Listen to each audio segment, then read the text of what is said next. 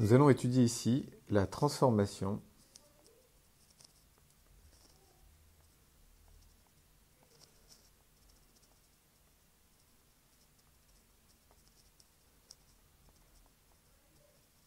chimique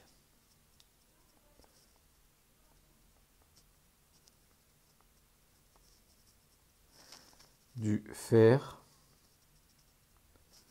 Fe par l'acide chlorhydrique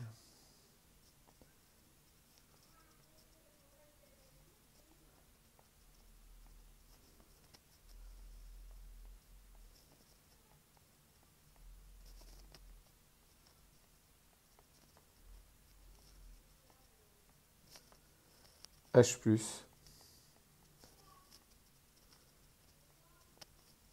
Cl-.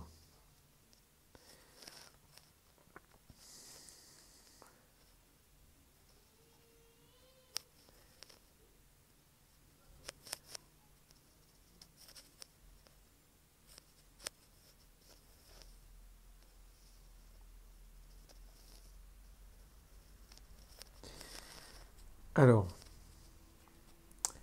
si nous prenons un tube à essai,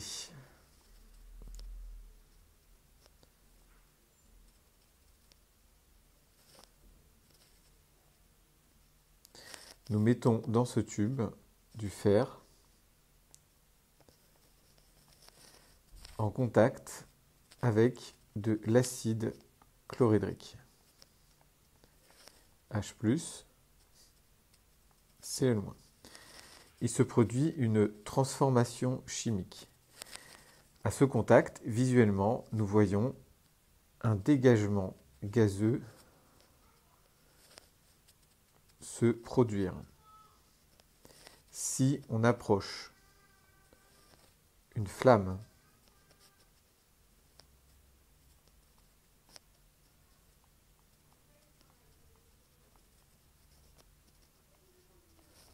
de ce dégagement gazeux, on observe une détonation.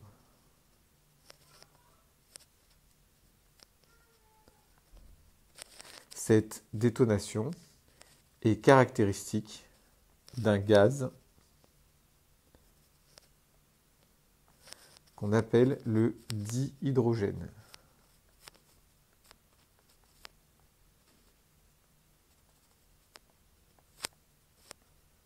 De formule H2. C'est donc le premier produit de la transformation de l'acide chlorhydrique sur le fer. On peut réaliser deux autres tests caractéristiques pour caractériser les particules produites par cette transformation chimique. Je peux donc réaliser un premier test à la soude.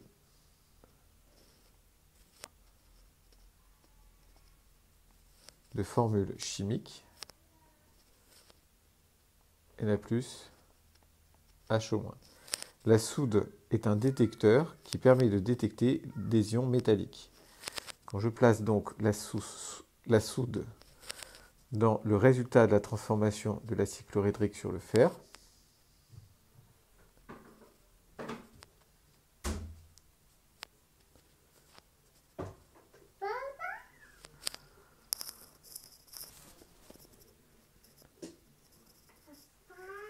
j'obtiens un précipité vert qui est caractéristique des ions Fer2, Fe2+.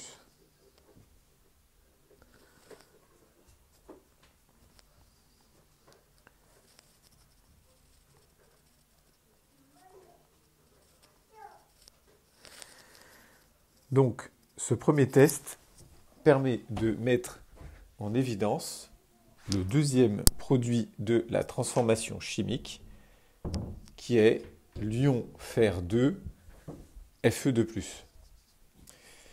Nous pouvons faire un second test au nitrate d'argent sur le résultat de cette transformation.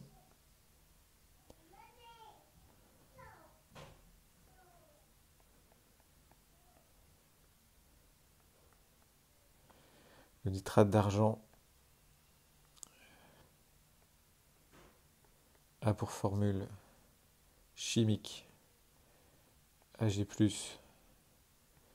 NO3-.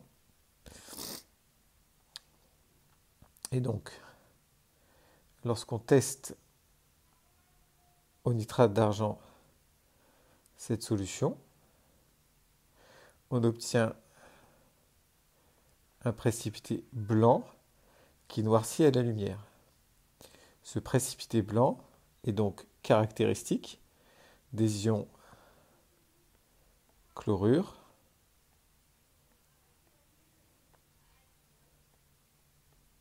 Cl-. Donc, si je résume, je mets en contact de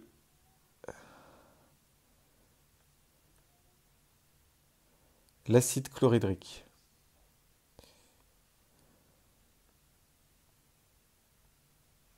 avec du fer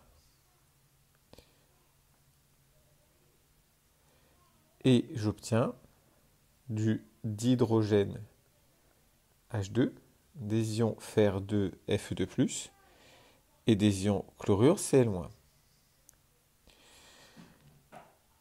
Je peux ainsi identifier les réactifs et les produits de cette transformation chimique.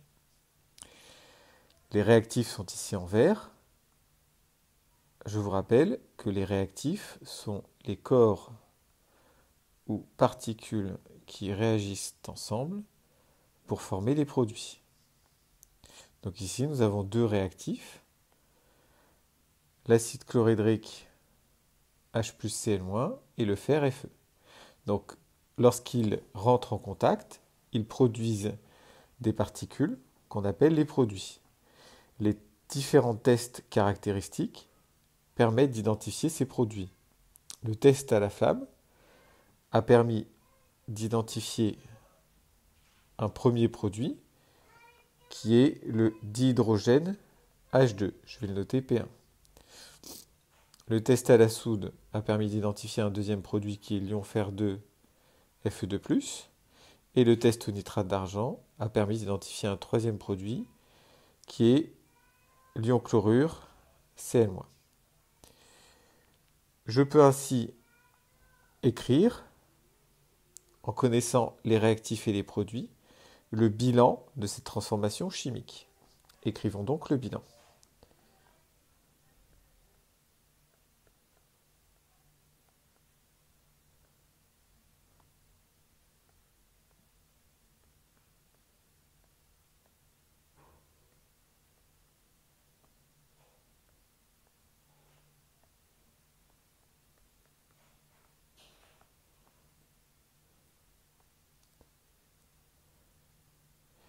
Donc, faire le bilan, c'est écrire la somme des réactifs donne, par transformation, la somme des produits. Donc, nous avons deux réactifs, comme nous l'avons dit plus tôt. L'acide chlorhydrique, H+, Cl-, qui a réagi avec le fer, Fe, et nous avons trois produits de la transformation chimique. Le dihydrogène H2, qui a été mis en évidence par le test à la flamme, le fer 2 Fe2+, qui a été mis en évidence par le test à la soude, et l'ion chlorure Cl-, qui a été mis en évidence par le test au nitrate d'argent. Je remarque, quand je regarde le bilan de ces transformations, qu'il y a des particules qui sont à la fois dans les réactifs et dans les produits. Une seule particule est à la fois dans les réactifs et les produits, c'est l'ion chlorure Cl-. Vous voyez, on le voit dans le réactif et on le voit dans le produit. Alors, des particules qui sont à la fois réactifs et produits sont appelées des particules spectatrices, ou on dit aussi ions spectateurs. Donc l'ion chlorure est spectateur de la transformation chimique. Comme il est spectateur, qu'il apparaît à la fois dans les réactifs et dans les produits, on peut l'enlever de ce bilan pour simplifier le bilan de la transformation. Si j'enlève l'ion chlorure, cela donne un bilan simplifié, qui est donc H+, plus Fe, donne par transformation chimique H2 plus Fe2+. Alors ce bilan n'est pas équilibré, donc nous allons utiliser le principe de Lavoisier pour l'équilibrer. Je vais commencer par équilibrer les atomes d'hydrogène. Donc combien j'ai de particules d'hydrogène? Ici j'en ai une, là j'en ai pas. Ici j'ai 2 particules d'hydrogène, ici j'en ai pas. Donc j'ai 2 particules d'hydrogène dans les produits et une particule d'hydrogène dans les réactifs. Donc je vais multiplier par 2 ici. Et je n'oublie pas de mettre le coefficient devant la particule. Je vais vérifier, selon le principe de Lavoisier, rien ne se perd, rien ne se crée, tout se transforme, il y a conservation du nombre d'atomes, du nombre de charges et donc aussi de la masse. Si les atomes de fer sont équilibrés, je compte, pas de particules de fer ici, une particule de fer ici, pas de particule de fer ici, une particule de fer ici. J'en ai autant dans les réactifs et dans les produits. La quantité de particules de fer est donc équilibrée.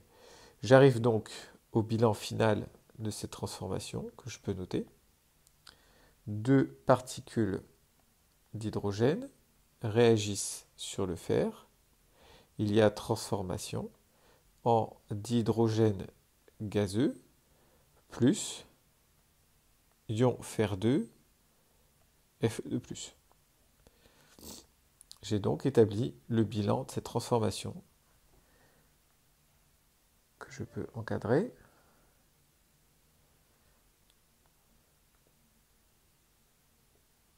Qui est donc à retenir ou à retrouver par la logique. Alors, si je résume,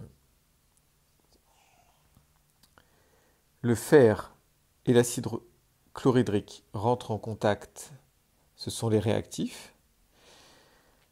Le fer se transforme chimiquement au contact donc de l'acide chlorhydrique en 3 produits, le dihydrogène, l'ion fer2 Fe2+, l'ion chlorure Cl-. Le dihydrogène a été mis en évidence par le test à la flamme. L'ion fer2 Fe2+ a été mis en évidence par le test à la soude. L'ion chlorure Cl- a été mis en évidence par le test au nitrate d'argent. On peut établir un bilan de la transformation chimique.